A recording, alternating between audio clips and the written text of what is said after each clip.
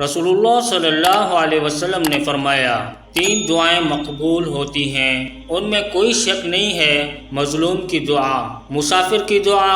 اور بیٹے کے اوپر باپ کی بد دعا۔ سنن ترمذی کی ایک دوسری حدیث ہے، رسول اللہ صلی اللہ علیہ وسلم نے فرمایا کوئی لڑکا اپنے باپ کا احسان نہیں چکا سکتا سوائے اسے یعنی باپ کو غلام پائے اور خرید کر آزاد کر دے۔ صحیح البخاری کی حدیث ہے، رسول اللہ صلی اللہ علیہ وسلم نے میرا شانہ پکڑ کر فرمایا دنیا میں اس طرح ہو جا جیسے تو مسافر یا راستہ چلنے والا ہو۔ حضرت عبداللہ بن عمر رضی اللہ عنہما فرمایا کرتے تھے شام ہو جائے تو صبح کے منتظر نہ رہو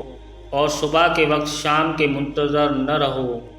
اپنی صحت کو مرض سے پہلے غنیمت جانو اور زندگی کو موت سے پہلے